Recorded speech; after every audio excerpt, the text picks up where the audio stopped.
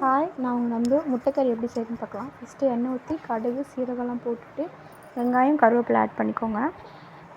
அதெல்லாம் நல்லா வணங்கட்டும்.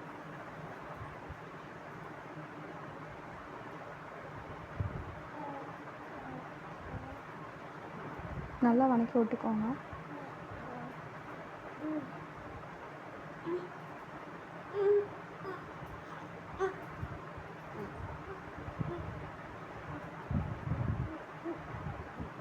இது கூட 2 ஸ்பூன் இஞ்சி பூண்டு பேஸ்ட்டு,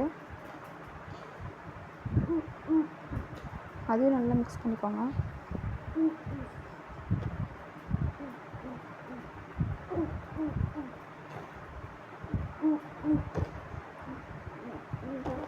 அது பச்சை வாசம் போகிற வரைக்கும் நல்லா வணக்கிக்கணும்.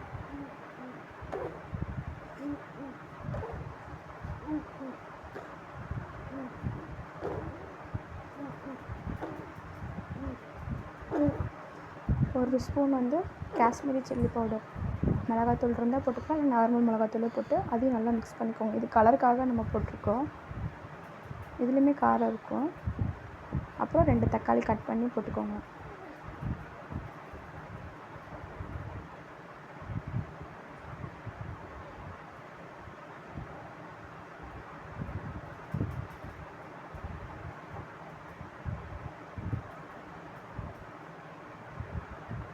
ரெண்டு ஸ்பூன் மல்லித்தூள், அப்புறம் சிக்கன் மசாலா வந்து ஒரு 1/2 ஸ்பூன், மட்டன் மசாலா 1/2 ஸ்பூன்.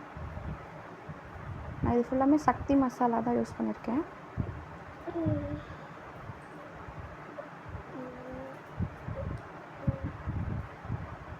நல்லா தக்காளி வந்து நல்லா ஜூஸியாக வாங்கணும். அது சேர்த்து உப்பு போட்டுக்கோங்க.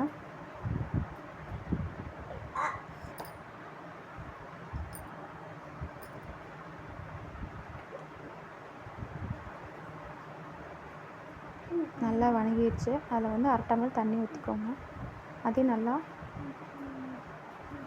எண்ணெய் பிரிஞ்சு வர வரைக்கும் வெயிட் பண்ணுங்க.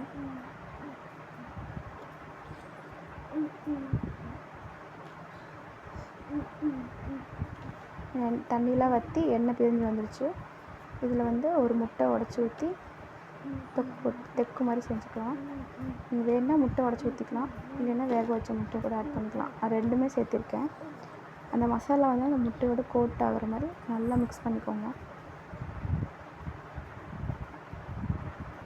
இது வெரைட்டி ரைஸு, சாம்பார் சாதம் வீட்டில் வச்சு சாப்பிடும்போது சூப்பராக இருக்கும். கண்டிப்பாக ட்ரை பண்ணி பாருங்கள். டேஸ்ட் வந்து நல்லாயிருக்கும்.